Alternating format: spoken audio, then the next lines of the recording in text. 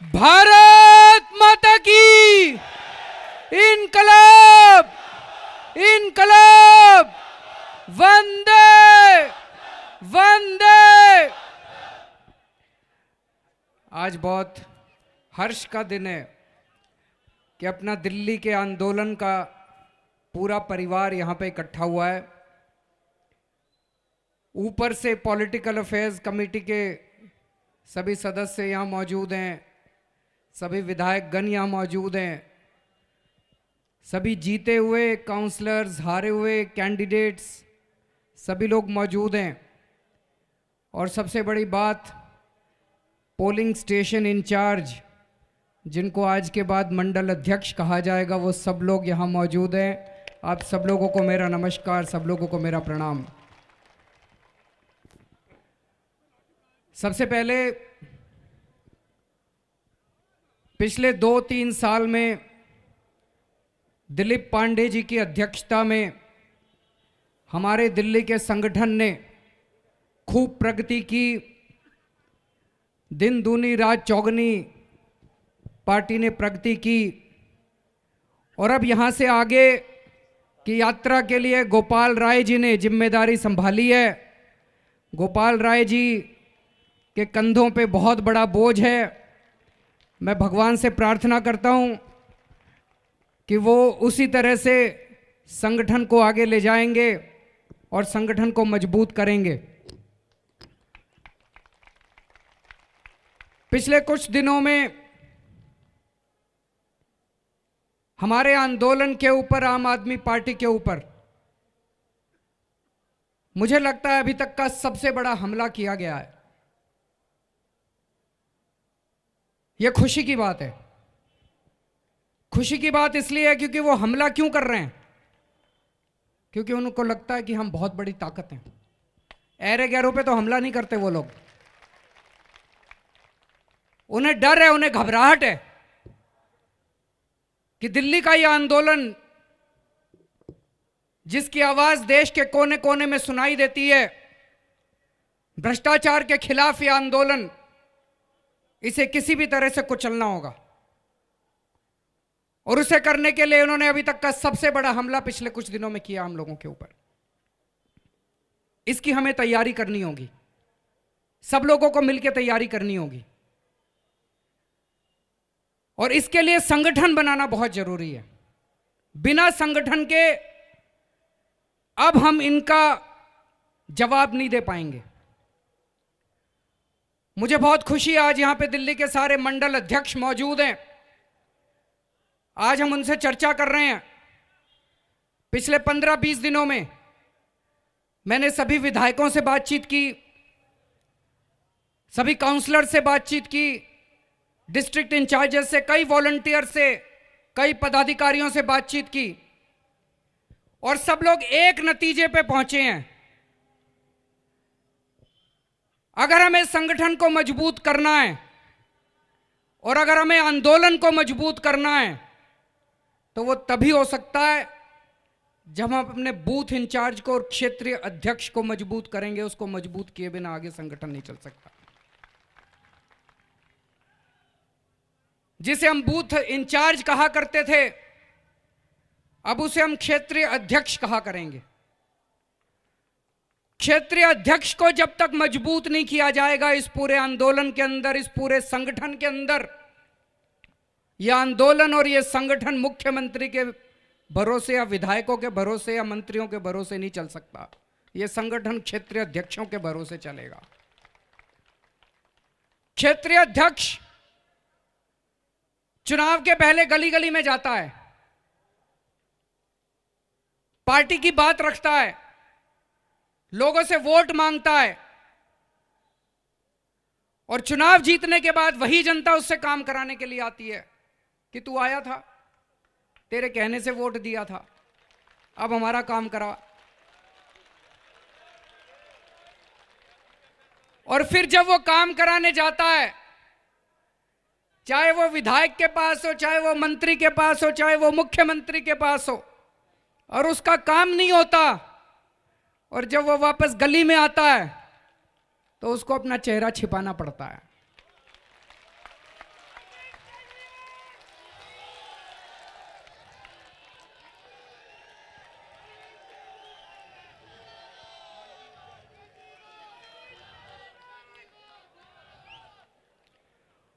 तो पिछले 15-20 दिनों में मैंने जितनी भी चर्चा की, मुझे बड़ी खुशी है, इसके ऊपर सबकी सहमति है।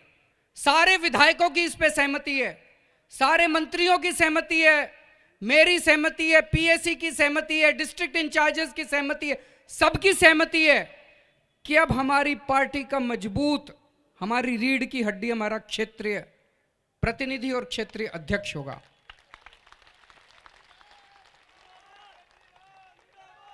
अगर क्षेत्रीय अध्यक्ष कोई काम लेके आता है, विधायक के पास काम लेके आता है, मंत्री के पास काम लेके आता है, मुख्यमंत्री के पास काम लेके आता है, और एक और चीज है, बुरा मत मानना, पर्सनल काम के लिए नहीं आना, जनता के काम के लिए आना।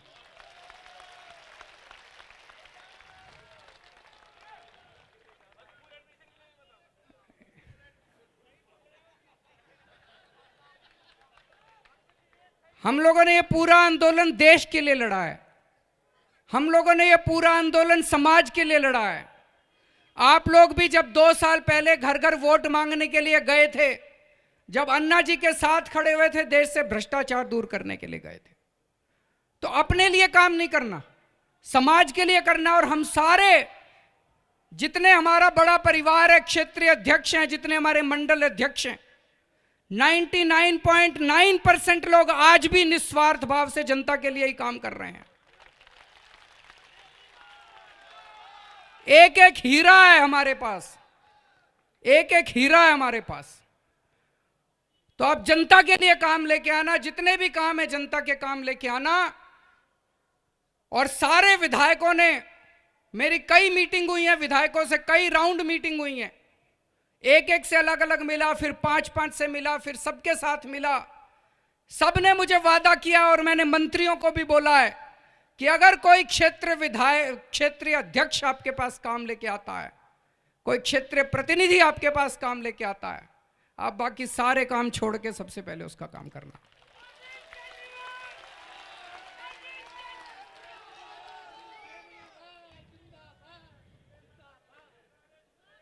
लेकिन हमें यह भी समझना पड़ेगा, बहुत सारी दिल्ली सरकार जिस तरह से काम कर रही है, दिल्ली की जो शासन व्यवस्था है, बहुत सारी पावर्स हम लोगों के पास नहीं है, बहुत सारी पावर्स विधायकों के पास भी नहीं है। मैं आज पूरे मंत्रिमंडल और हमारे सारे आम आदमी पार्टी के सारे विधायकों की तरफ से ये आश्वासन देता हूं कि जितने काम हो सकते हैं इस कानूनी व्यवस्था के अंदर हमारी ताकत के हिसाब से, वो सारे काम जनता के आपके द्वारा करवाए जाएंगे। जितने,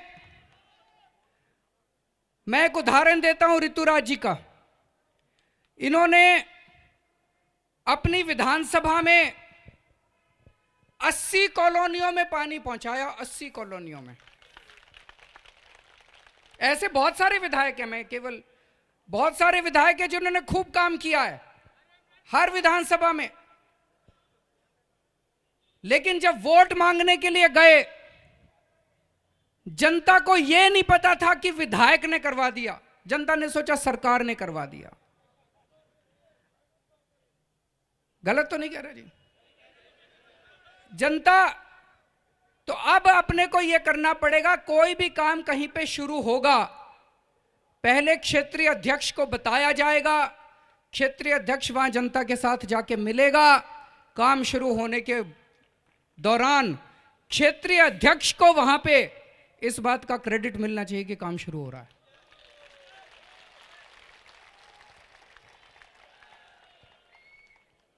दूसरी चीज, सब लोगों ने मिलकर तय किया है, रोज सवेरे, और ये मेरे ऊपर जो कुछ मैं कह रहा हूं जी मेरे ऊपर भी लागू हो रहा है, रोज सवेरे 10 बजे सोमवार से शुक्रवार तक हर विधायक, हर मंत्री और मुख्यमंत्री या तो अपने घर पे या अपने दफ्तर पे मौजूद होंगे, जनता से बिना अपॉइंटमेंट के मिला करेंगे, रोज मिला करेंगे, सुबह 10 बजे से मिलेंगे और तब तक नहीं उठेंगे जब तक जितने लोग आए हैं उन सब से मिल ना लें वो लोग। मैं भी रोज मिलता हूं, सोमवार से शुक्रवार तक मिलता हूं। आप में से कोई कभी आना चाहे बिना अपॉइंटमेंट के मिलता हूं। और मेरा ये सुझाव है कि कौन व्यक्ति सुबह 10 बजे कितने बजे कहां मिलेगा, ये गोपाल भाई अगर सब मंत्रिमंडल से भी और विधायकों से भी लेके अगर सबको सूचित कर दे तो सब लोगों को इसका फायदा होगा। जितना समय सुबह हम जनता से मिलने में अपने दफ्तर में व्यतीत करेंगे, उसके बाद का ज्यादा से ज्यादा समय हम अपने क्षेत्र के अंदर घूम घूम के जनता से मिलने का प्रयास करेंगे। लेकिन शनिवार और इतवार सबके लिए कंपलसरी है कि शनिवार और इतवार को हर विधायक, हर मंत्री अपने अपने क्षेत्र में जनता से मिलने के लिए जरूर जाएगा।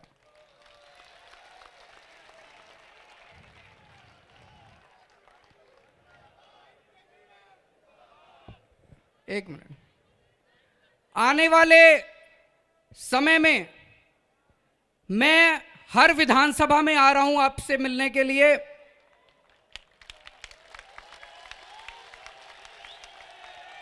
लेकिन एक शर्त है जी, आज यहां पे जितने मंडल अध्यक्ष आए हैं, आज मैं आप लोगों को एक छोटा सा होमवर्क दे रहा हूं। हर मंडल अध्यक्ष को, अब उसके नीचे जितने भी बूथ आते हैं, किसी के नीचे 3 भी आते हैं और कुछ मंडल अध्यक्ष ऐसे हैं जिनके नीचे 13 बूथ भी आते हैं। अब आपको अपने अपने क्षेत्रीय अध्यक्ष को, बूथ इंचार्ज को तुरंत नियुक्त करना पड़ेगा। जिस विधानसभा में सारे क्षेत्रीय अध्यक्ष नियुक्त हो जाएंगे, मैं अगले दिन आ जाऊंगा वहां पे, मेरे को बता देना। मैं आपसे, आपके क्षेत्रीय अध्यक्षों से, आपके वार्ड अध्यक्ष से, विधायक जी से, पूरे सारे संगठन से मिलने के लिए मैं आपके यहाँ पे आऊँगा। और जितना जल्दी जल्दी आप करते जाएंगे उतना एक एक दिन में मैं सोच रहा हूँ 3-3, 4-4 विधानसभा भी मैं कवर कर सकता हूँ, बशर्ते आप जितनी जल्दी अपना होमवर्क पूरा कर लें। तो कितने दिन में हो जाएंगे जी तैयार?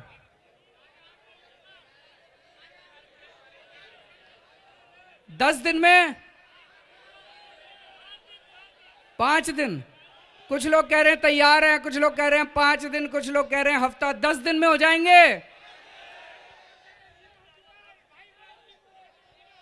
बहुत अच्छा, बहुत अच्छा।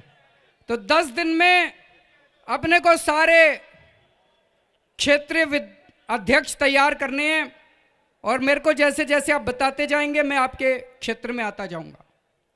एक और बहुत बड़ा काम करना है, मीडिया अपने साथ नहीं है। और मीडिया की गलती नहीं है, मीडिया की गलती नहीं है।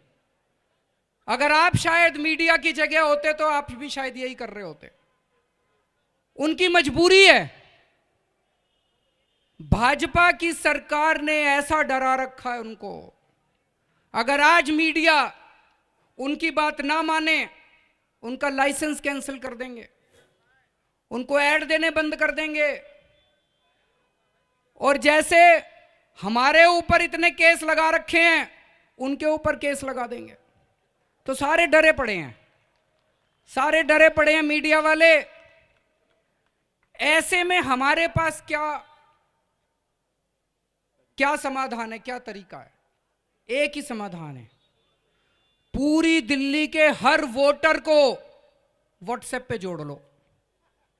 कर सकते हो? एक एक वोटर, 1,30,00,000 वोटर हैं दिल्ली में, 1,30,00,000 वोटर। एक एक वोटर व्हाट्सएप के ऊपर होना चाहिए अपना, एक एक वोटर। जिस दिन हमारी ये ताकत बन गई, और अब ये ताकत बनानी पड़ेगी, मजबूरी है इस आंदोलन की। आज हम जहां पे खड़े हैं, जैसा मैंने बताया कि अब तक का सबसे बड़ा हमला इन लोगों ने किया है, आज हम जहां पे खड़े हैं हमें ये ताकत अपनी बनानी पड़ेगी। दूसरी चीज जो बहुत जरूरी है,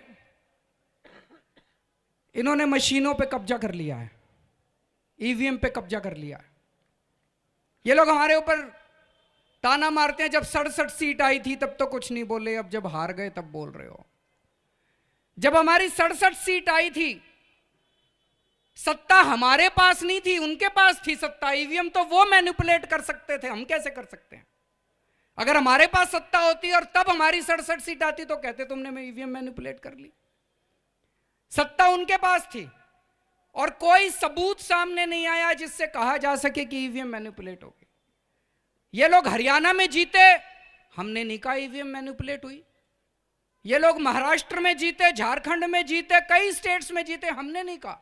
लेकिन पिछले 3-4 महीने में कुछ ऐसा हो रहा है कि चारों तरफ से खबरें आ रही हैं, पूना के अंदर ये हो गया, चंडीगढ़ में ये हो गया, पंजाब में ये हो गया, उत्तर प्रदेश में ये हो गया, उत्तराखंड में ये हो गया, भिंड में ये हो गया, वो राजस्थान का कौन सा, धौलपुर में ये हो गया। चारों तरफ से खबरें आई हैं, कोई बटन दबाओ कमल आ रहा है, कोई बटन दबाओ कमल आ रहा है, तो कुछ तो गड़बड़ है।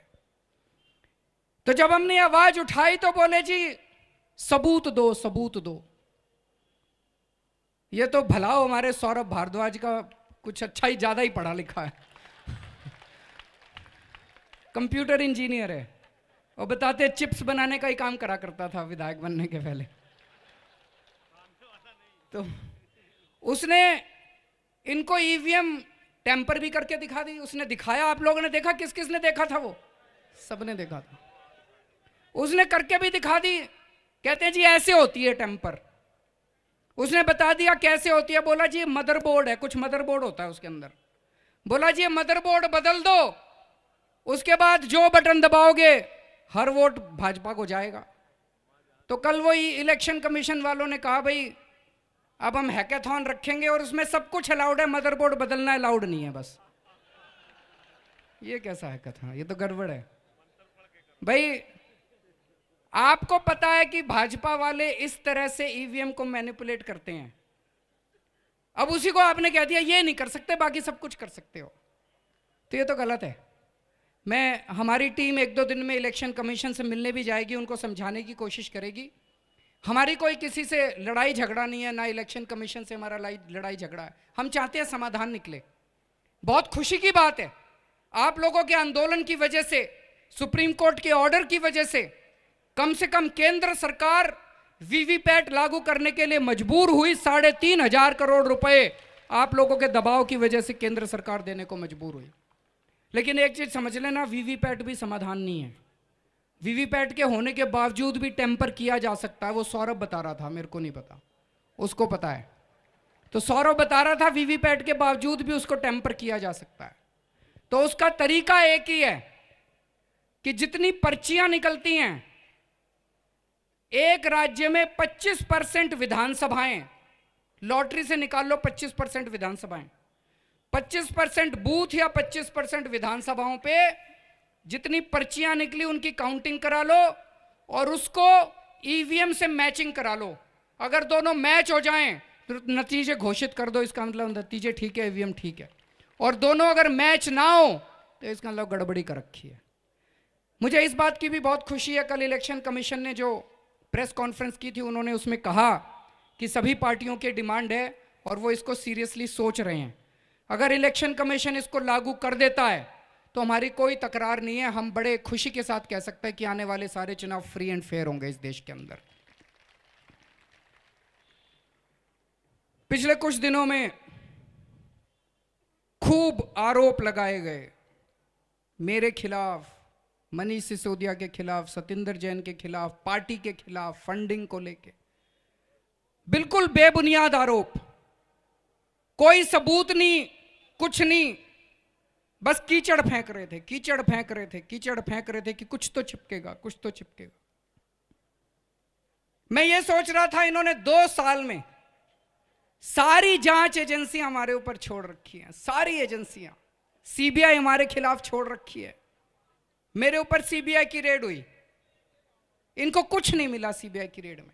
मैं ये सोच रहा था जैसे दूसरे नेताओं पे जब इन्होंने सीबीआई की रेड करी उनके खिलाफ कुछ मिल गया और वो नेता चुप हो गए क्योंकि उनकी गर्दन उनके हाथ में आ गई। अगर मेरे खिलाफ इनको कुछ मिल जाता, आज मैं आपके सामने खड़ा होकर इनकी इतनी बेबाकी के साथ बात नहीं कर सकता था, मेरी भी गर्दन इनके हाथ में होती।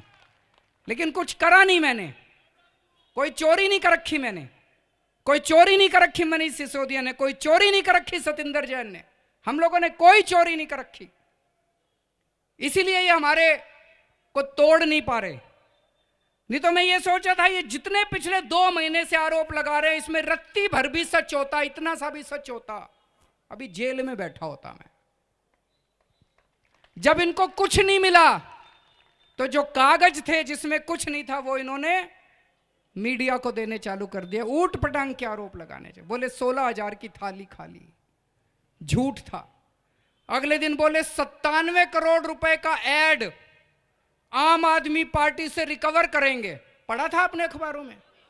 बोले जी 97 करोड़ रुपए का एड आम आदमी पार्टी से रिकवर करेंगे। हम लोग कोर्ट चले गए, कोर्ट में आपको जान के ताज्जुब होगा, केंद्र सरकार का वकील कहता है हमने रिकवरी के तो ऑर्डर ही नहीं किए जी। ये पता है आपको? नहीं पता, मीडिया ने नहीं दिखाया। मीडिया ने ये तो दिखाया कि 97 करोड़ रुपए की रिकवरी के ऑर्डर हो गए। मीडिया ने ये नहीं दिखाया कि केंद्र सरकार के वकील ने जाके कहा जी रिकवरी के तो ऑर्डर ही नहीं करे हमने। हम स्टे लेने के लिए गए थे, ये कह रहे थे 1 मई से रिकवर करेंगे, आम आदमी पार्टी के बैंक अकाउंट अटैच कर देंगे, सारा पैसा ले लेंगे इनसे। तो हम स्टे लेने के लिए गए थे कोर्ट में। कोर्ट में इनका वकील कहता है जी हमने तो रिकवरी के ऑर्डर ही नहीं करे। तो जज बोला फिर स्टे किस बात करते जब ये रिकवरी कर ही नहीं रहे। अगर ये रिकवरी करने की कोशिश करे तो आप दोबारा आ जाना, मैं रोक दूंगा इनको। ये जज ने कहा है, कोर्ट का ऑर्डर है, कोर्ट के ऑर्डर की कॉपी। इसलिए मैंने कहा व्हाट्सएप पे सारे जुड़ जाओ। आज अगर हम सारे व्हाट्सएप के ऊपर होते तो उस कोर्ट के ऑर्डर की कॉपी में भेज देता आपको सबको। आप छाती चौड़ी करके अपने गली में जाके कहते देखो ये है सच्चाई इसकी।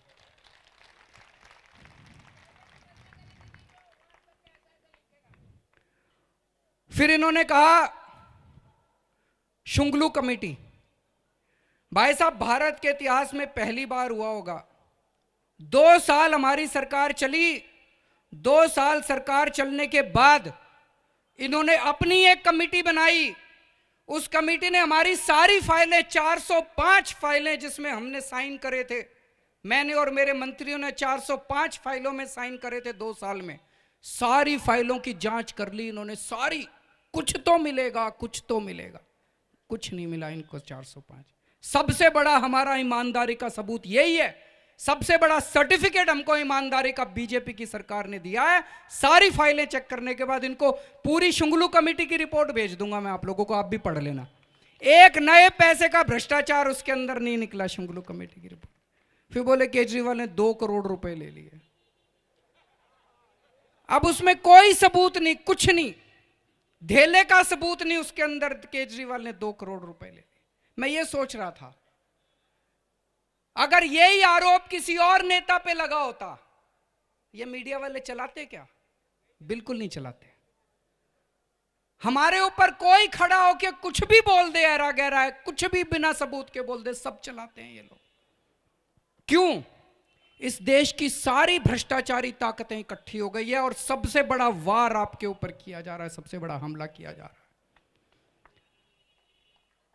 आपको याद होगा जब से आंदोलन शुरू हुआ, इस देश की बहुत बड़ी बड़ी ताकतों के खिलाफ हमने आवाज उठाई। रॉबर्ट वाड्रा के खिलाफ आवाज उठाई, मुकेश अंबानी के खिलाफ आवाज उठाई। उनके भ्रष्टाचार को हमने, उनकी करतूतों को हमने देश के सामने रखा था। और आज भी हम भ्रष्टाचारी ताकतों से लड़ रहे हैं, बिजली कंपनियों से लड़ रहे हैं, टैंकर माफिया से लड़ रहे हैं, पीडब्ल्यूडी में ठेकेदारों के माफिया से लड़ रहे हैं, बड़े बड़े माफिया से लड़ रहे हैं आज भी हम लोग। हमारे पास क्या था लड़ने के लिए? एक ही हथियार था मेरे पास, मेरी सच्चाई और मेरी ईमानदारी।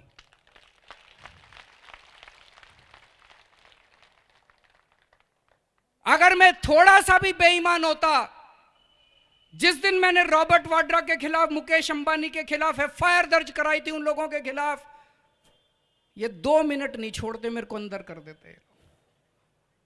केवल मेरी सच्चाई और मेरी ईमानदारी मेरा सबसे बड़ा हथियार था।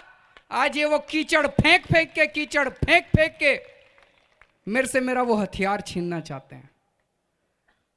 लेकिन मुझे देश के लोगों पे, देश के लोगों का शुक्रिया अदा करना चाहता हूं। कुछ लोग मुझसे कह रहे थे केजरीवाल बोल क्यों नहीं रहा? क्या बोलूं मैं? क्या जवाब दूं इन चीजों का? बिना सबूत के, बिना किसी चीज के क्या जवाब दूं?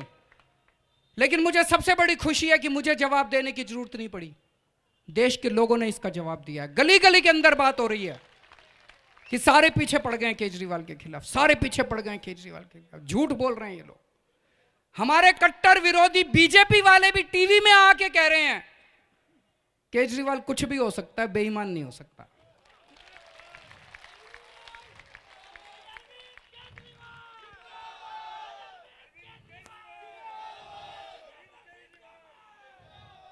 आज हमारी पार्टी के चंदे के ऊपर ये लोग सवाल खड़ा कर रहे हैं। मैं आप लोगों को एक भरोसा देना चाहता हूं, ये पार्टी आपके खून पसीने की कमाई से चलती है। इस देश के लोगों की उम्मीद की, इस देश के लोगों के खून पसीने की पवित्र कमाई से चलती है। इस पार्टी का चंदा बेहद पवित्र है और जब तक मैं इस पार्टी की कमान संभाले हुए हूं, भरोसा रखना इस चंदे को कभी अपवित्र नहीं होने दूंगा।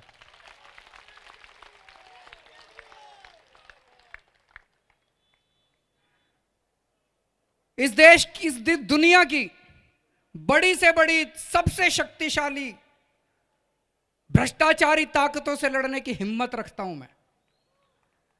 लेकिन जब अपने धोखा देते हैं तो यहां दर्द होता है, बहुत दर्द होता है।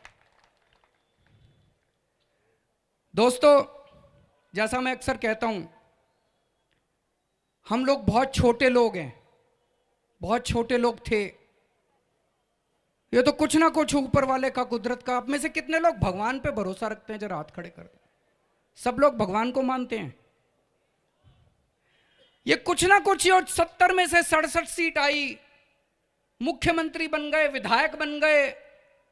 हमारी औकात क्या थी? हमारी औकात क्या है? ये ऊपर वाले का कुछ ना कुछ करिश्मा है।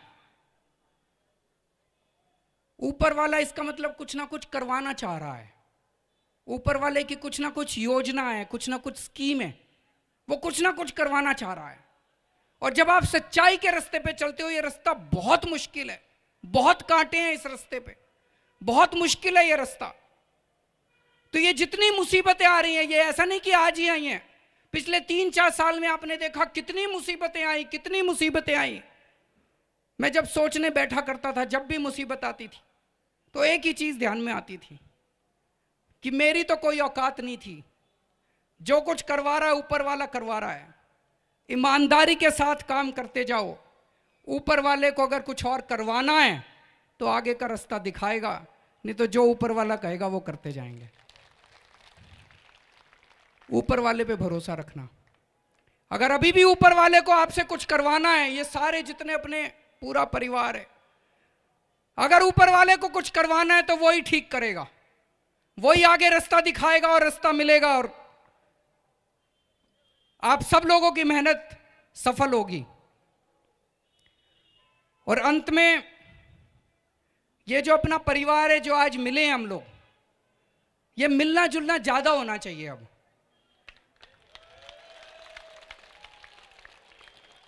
तो आखिरी एक और निर्णय है, हर रविवार, महीने के पहले रविवार को, पहले इतवार को शाम को 7 बजे हर विधानसभा के विधायक से लेके क्षेत्रीय प्रतिनिधि तक जितने भी कार्यकर्ता हैं, सारे हर महीने के पहले रविवार को शाम को 7 बजे खाने पे मिला करेंगे। सब अपने अपने घर से खाना लाना जी,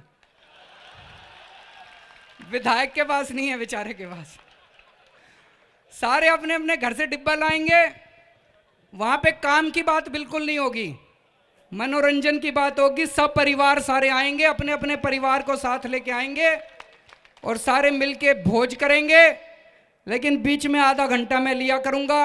7 बजे सारे इकट्ठे हो जाएंगे। 8 बजे मैं गूगल हैंगआउट के जरिए हर महीने आप लोगों को संबोधित किया करूंगा। जितने आपके प्रश्न हैं, जितने मुद्दे चल रहे हैं, उन सब लोगों, सबके ऊपर मैं आप सब लोगों को संबोधित किया करूंगा। आज बहुत अच्छा लगा, सब लोग इकट्ठे हुए हैं और मुझे पूरी उम्मीद है कि जो भ्रष्टाचार मुक्त भारत का सपना हम सब लोग लेके चले थे, वो सपना जल्द पूरा होगा। भारत माता की